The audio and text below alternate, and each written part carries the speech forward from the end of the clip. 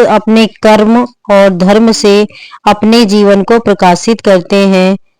आज की कथा आरंभ करते हैं, जो हमें सच्चाई, आस्था और गुणों का संदेश देती है। गणेश जी की एक ऐसी ही कहानी है जो आपको हर दिन सुननी चाहिए। एक गांव में एक बुढ़िया रहा करती थी। वह बहुत गरीब थी। रोजाना लकड़ियां काटती और बेचकर जो कुछ भी मिल जाता उसी में अपना गुजारा बसर किया करती थी। एक दिन की बात है, बुढ़िया माई जंगल में लकड़ियां चुन रही थी। तभी उसे एक छोटा चूहा दिखाई दिया।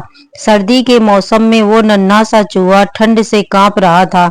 बूढ़ी माई को उस चूहे पर दया आ गई और वह उसे लेकर अपने घर आ गया। घर आकर उस चूहे को गरम गरम कपड़ों में लपेटा और पीने को गरम गरम दूध दिया।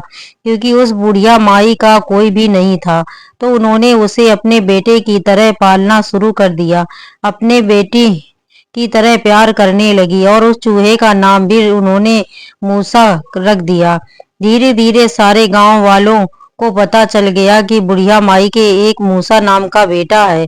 अब समय बीतने लगा। एक दिन की बात है, उसी नगर के राजा के बेटे का विवाह था। पूरे नगर में से प्रत्येक घर में से एक व्यक्ति बारात में जा रहा था। पड़ोसियों ने बुढ़िया माई से पूछा, माई आपके घर से राजकुमार की बारात में कौन जाएगा? तो बूढ़ी माई बोली, मेरे तो मूसा के अलावा और कोई नहीं है। नहीं तो मेरे घर से तो मूसा ही जाएगा। आप सभी मेरे बेटे का ध्यान भी रखना और इससे बारात में साथ ही वापस लेकर आना। अब बारात वाला दिन आया तो बारात वाले दिन गांव वालों के साथ बुढ़िया का बेटा मूसा चूहा भी गया। बारात पड़ोसी नगर में जा पहुंची।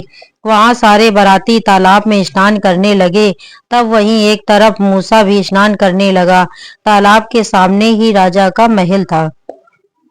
महल के झरोखे से राजकुमारी बारातियों को देख रही थी।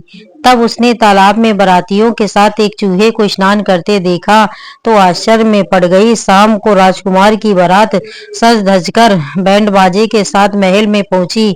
वरमाला के समय राजकुमारी को लेने उनकी सखियां गई। वरमाला में राजकुमारी नहीं आई। विवाह में देर होते देखकर राजकुमारी के माता पिता ने एक नौकरानी को भेजा, लेकिन तब भी राजकुमारी नहीं आई। अब विवाह का मुहूर्त टल रहा था। तब पंडित जी कहने लगे कि दुल्हन को जल्दी से बुलाइए, मुहूर्त निकला जा रहा है। अब आखिरकार राजा रानी अपनी बेटी को बुलाने गए। तब राजकुमारी कहने लगी कि मैं इस राजकुमार से विवाह नहीं करूंगी।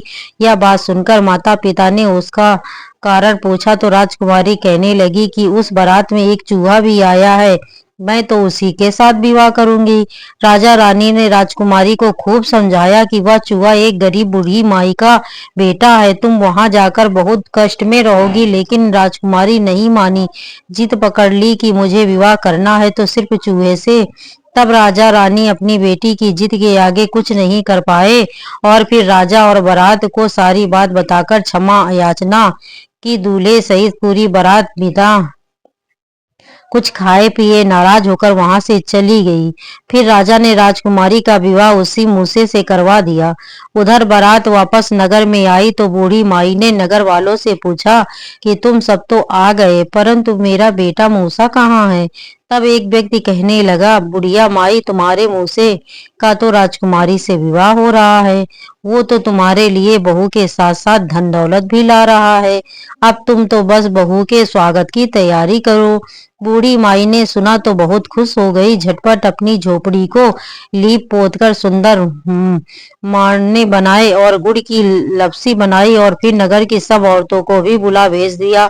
अब बूढ़ी माई की झोपड़ी में मंगल गीत गाए जाने लगे। तभी मूसा रथ पर राजकुमारी के साथ बैठकर धन दौलत के साथ आ गया। बुढ़िया माई ने अपनी बहू का गृह प्रवेश करवाया, सभी को गुड़ बंटवाया। अब बहू का जीवन खुशियों से भर गया कि बहू के साथ वह खुशी खुशी रहने लगी। अब एक दिन बहू ने सोचा, मुझे अपनी सासू माँ को भगवान गणेश जी के दर्शन करवाने चाहिए। इसे तो पता भी नहीं है कि यह मूसा तो साक्षात गणेश जी ही है। इधर वह चूहा रोज की तरह अपने कड़े उतारकर पानी में स्नान करने लगा। तब बहू आई और अपनी सासू माँ से कहने लगी, माँ जी, आपका बेटा स्नान कर रहा है, आप जरा इसके कपड़े तो जला दीजिए। सास बोली, बहू अगर इसके कपड़े जला दूंगी तो मेरा बेटा क्या पहनेगा? बहू कहने लगी, माँ की जैसा मैं कह रही हूँ आप वैसा ही कीजिए। बहू की बात मानकर मजबूरी में सास ने उन कपड़ों को जला दिया। नहाने के बाद जैसे ही चूहे ने अपनी पत्नी से अपने कपड़े मांगे तो बहू कहने लगी कि आप जैसे भी हैं बाहर आ जाइए। जो दर्शन मैंने आपके शादी वाले दिन किए थे अब आप वैसे ही दर्शन अपनी माँ को भी कराइए।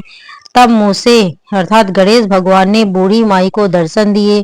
अपने घर में साक्षात गणेश जी के दर्शन पाकर बुढ़िया माई तो धन्य हो गई। इस प्रकार जो भी भक्त भगवान गणेश जी के ऊपर जैसी श्रद्धा जैसा विश्वास रखता है भगवान गणेश जी अपने भक्तों को उसी रूप में आकर दर्शन दे जाते हैं।